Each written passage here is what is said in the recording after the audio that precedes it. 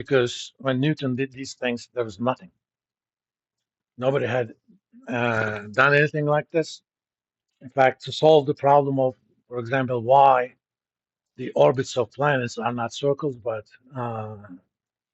ellipses, he had to invent calculus. And at that time, he was only 25. There was plague in London, so he goes up to the hills. What are you going to do? Just invent calculus. And he came up with all of that stuff. But by the end of 19th century, people realized Newton's equations fail when it comes to predicting the orbit of Mercury. Mercury is very close to the sun. Jupiter is billions of miles away. So when it's that far away, I mean, Newton's equations can tell you where Jupiter is going to be within plus or minus 100 yards, probably. It's that accurate. But when it comes to Mercury, it completely failed. You know, all that stuff about astrology, you may have heard Mercury being in retrograde and that sort of stuff. It's all because of that. So in that context, Newton's model, however sophisticated it is, wasn't useful. But in the context of Jupiter, it was. Then somebody else had to come. His name was Albert Einstein. He actually said, okay, this gravity thing is not coming out of nowhere. It's because of mass creating curvature in space-time. And the first confirmation of Einstein was he predicted Mercury's orbit to the 7th digit after the decimal. Then they said, okay, we got to be serious about this guy. Then there were other confirmations too, but then you need Einstein. So in order to value a firm that is growing their dividends at a pretty much stable rate for a longer period of time, you don't need complicated valuation methods. You can use something like this, the special cases we're going to do. But if you want to value a firm that is some irregular growth, then you're going to have to do something else. So let's kind of start with the simplest case. In fact, I'm going to call this case 0. Dividends are constant.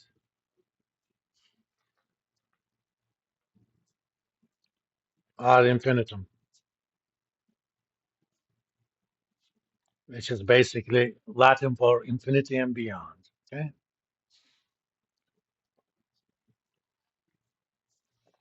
To all the reference, infinity and beyond. What was that guy's name? Huh? Buzz Lightyear. Yes. Man, even that sounds a little bit old. That means dividend 1, dividend 2, dividend 3. They are all same, and I'm going to just call them D1. Okay. So if I go back to that equation, then value is going to be sum t equals 1 to infinity, dividend 1 divided by 1 plus r raised to the power t. Since that dividend doesn't depend on t, it comes out.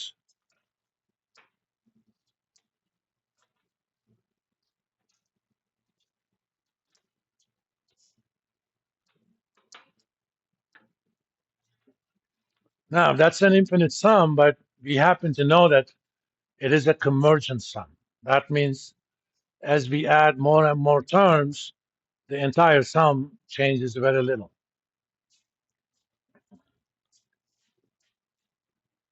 This is a convergent series sum, and it converges to this thing, 1 over r. You can also kind of do this as an experiment for yourself. Pick a value for r, keep adding 1 over 1 plus r raised to the power t. As you're going to see, after maybe 300 terms, it barely changes at all. Okay. Now, it is not convergent just because everything you add is small. For example, if you did a series sum of 1 over t, t from 1 to infinity, that is not convergent. It needs to be going to 0 faster than that. But since you have 1 plus r raised to the power t goes to the 0 faster than that, it converges. 1 over t squared converges, 1 over t does not. Or 1 over t to the power 1.01 also converges. But either way, if dividends are constant,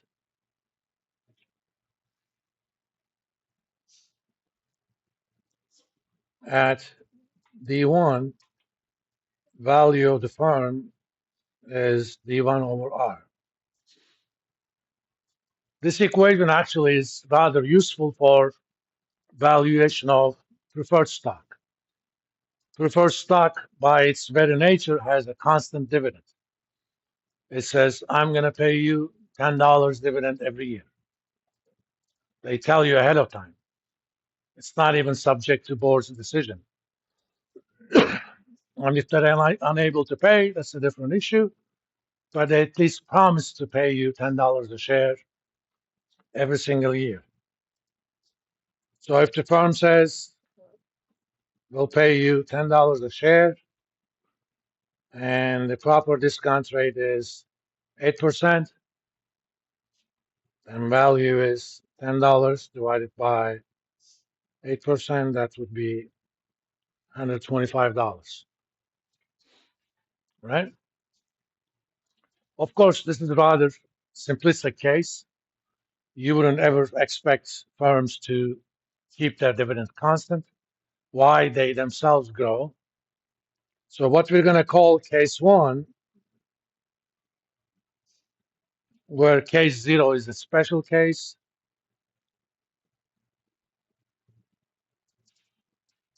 dividends grow at a constant rate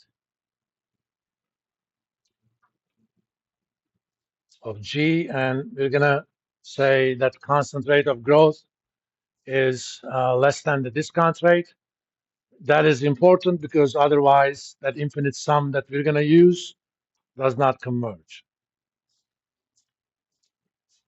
But provided that, under case one, value of the firm is next year's expected dividend divided by R minus G. And if you wanted to know next year's dividend,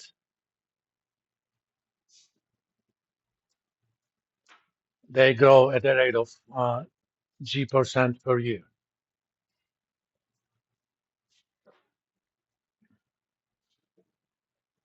Or you can also write this as D1 raised to the power times raised to the power 1 plus G raised to the power T.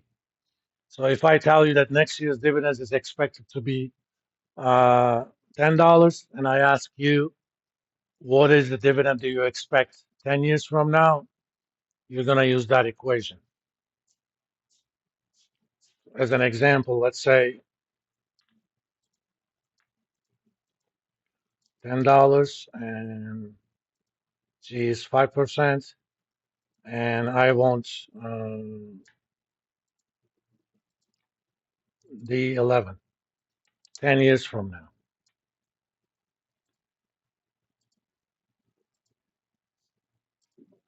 Let me write it.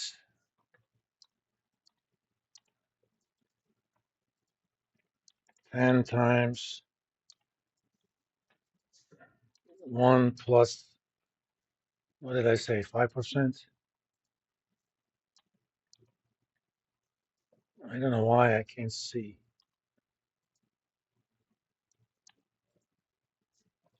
Oh, shift.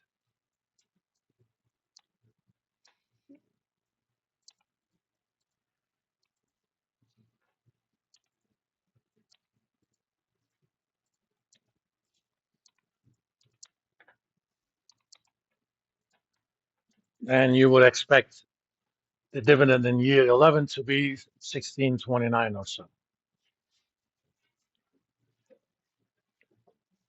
So let's kind of make an assumption. Let's do a simple thing.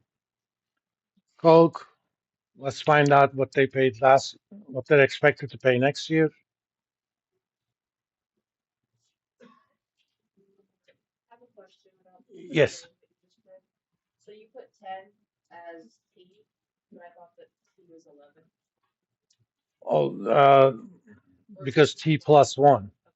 Okay. T plus 1 is 11.